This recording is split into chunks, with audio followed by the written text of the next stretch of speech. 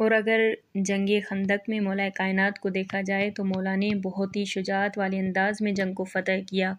اور یہ جنگ لگی تھی 17 شوال کو اور ہجرت کے 5ویں سال میں۔ جب رسول خدا کو پتہ چلا کہ مشرکین مسلمانوں پر حملہ کرنا چاہتے ہیں تو رسول خدا صلی اللہ علیہ وآلہ وسلم نے سب اصحاب کو جمع کیا، اور وہیں پہ جناب سلمان فارسی نے یہ تجویز دی، یہ نظر دی کہ ایک بڑی سی خندق کھودی جائے۔ اگر وہ خندق کھودی جائے گی تو وہ کافر اور مشرک جو ہے اس سائیڈ نہیں آ سکیں گے۔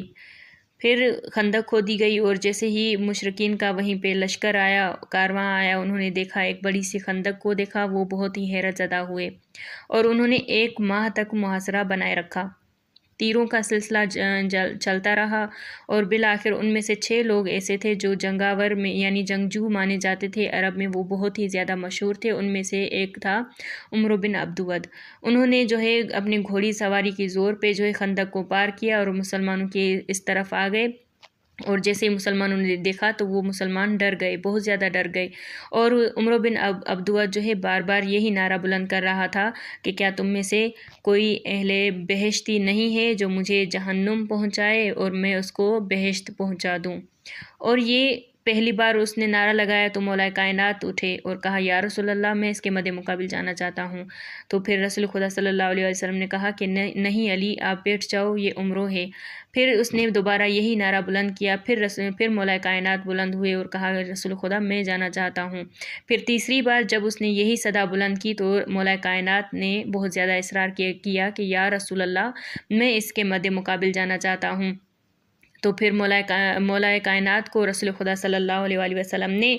اجازت دی اور اپنی تلوار مولا کے ہاتھ میں دی اور اپنا امامہ مولا کائنات کو پہنایا، اور مولا کے لیے یہی دعا کی کہ خدایا علی کی حفاظت فرما، اور مجھ سے عبیدہ کو بدر میں اور حمزہ کو جنگ احد میں لے لیا، لیکن ابھی علی کی حفاظت فرما۔ اور یہی دعا دے کر رسول خدا صلی اللہ علیہ وآلہ وسلم نے مولا کو جنگ کے لیے روانہ کر دیا۔ اور جیسے ہی مولا کائنات جنگ کے میدان میں آئے تو ایک دلیرانہ انداز، ایک الگ ہی انداز تھا مولا کا، اور لیکن عمرو بن عبدود نے جیسے ہی مولا کو دیکھا اور اندیکھا کر دیا اور کہا کہ میں نہیں چاہتا کہ میں تمہارا خون کروں اور تمہارے خون جو ہے زمین پہ بہاؤں، تم کسی اور کو بھیجو۔ تو مولا کائنات نے کہا کہ تمہارا میرے خون سے کوئی مطلب نہیں ہے۔ ابھی یہی یعنی ماجرا تھا تو اس عمرو بن عبدود نے پہلا وار کیا اور مولا جو ہے اس کا وار جو ہے ناکام کر دیا۔ ابھی مولا نے جیسے ہی وار کیا تھا اس کے سر سے وار کیا، لیکن اس عمرو بن عبدود کے 2 ٹکڑے کر دیے،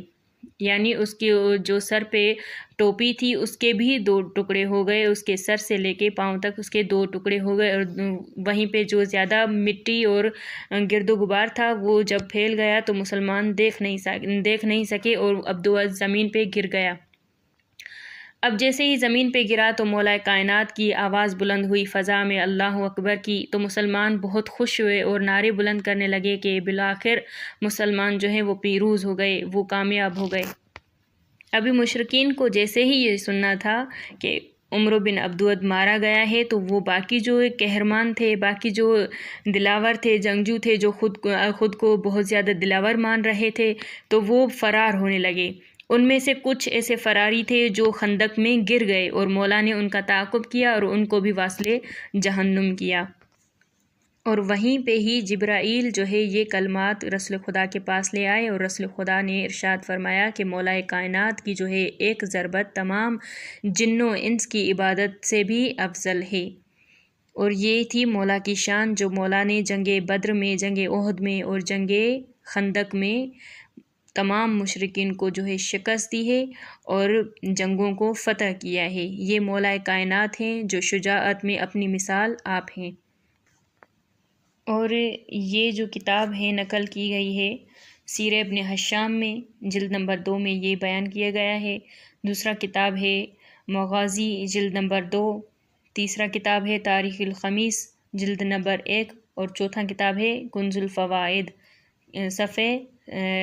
یعنی 135۔ اس میں یہ جو ہے واقعہ نقل کیا گیا ہے مولا کی شان کے بارے میں کہ مولا جو ہے بہت زیادہ فضیلت رکھتے ہیں۔ مولا کی ایک ضربت جو ہے تمام جنوں انس کی عبادت سے زیادہ افضل ہے،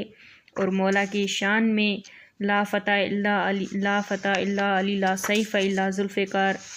یہ کلمات رسول خدا نے ارشاد فرمائے تھے، اور وحی الہی ہوئی تھی کہ یہ کلمات رسول خدا کے لبوں پہ جاری ہوئے تھے۔